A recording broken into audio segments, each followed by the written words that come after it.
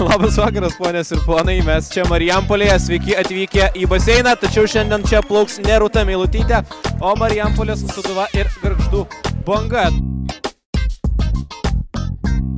O čia kampinis ir į baudos aikštelę, siunčiamas kamuolys, ten pirma gera situacija.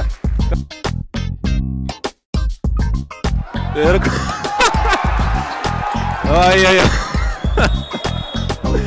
Atsiprašau, žiūrovai, bet čia tiesiog...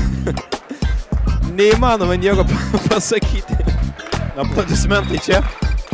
Na ko, viskas pasibaigs. Basičius šauna ir štai taip. Viskas pasibaigė. Brokas. Į baudos aikštelę. Neblogas smūgis, skersinis.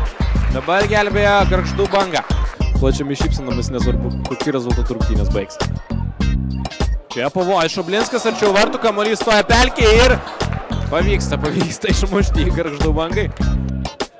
Į baudos aikštelę metamas kamuolys ir puikiai žaidžia Vitalijus Mirnas.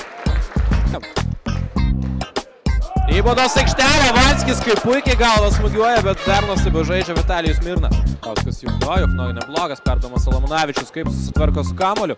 Pabando smūgiuoti, nepavyksta, ta, kad to nesibaigė, Staponka arčiau vartų, ten tušti vartai Juknojo ir ojojojojoj. Kauskas į priekį. Ir šansas Sūduvai, Radzinevičius. Radzinevičius gražiai žaidžia. 1-0. Puikus Radzinevičiaus perdavimas. Ir puikus įvartis. Valentinas Baranovskis.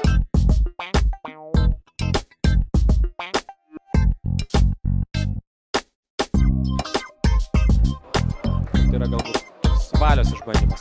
Banys. Bando smūgiuoti ir nedaug galbūt ir trūksta. Banys, stumas iki vartų didelis, bando smūgiuoti, nežinai kaip kamuolys atšoks, atšoka labai klastingai. Gerai pakeltas kamuolys, ten perdavimas ir kaip nedaug trūksta dabar didelių pavojimų.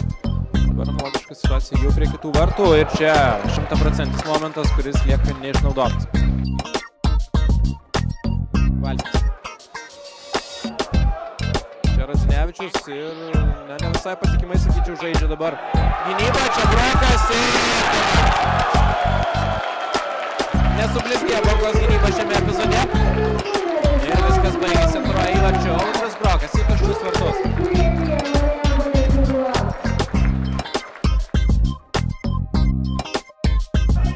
Galima smūgiuoti iš šio taško. Valskis, kamuolys taip šokinėja ir dar kampinį pavyksta uždirbti Valskį. Ir toliau Sūduva su kamuoliu. Dar kartą Radzinevičius, vėl geras perdavimas, bet paskui Brokai nepavyksta pasižymėti. Sunku, aišku, buvo. Ten dar bandoma pelnyti efektingą įvartį, nepavyksta ir Nerijus Donauskas sako, viskas, užteks vyrai, sveikinimai Sūduvai, ji šiandien buvo pranašesnė.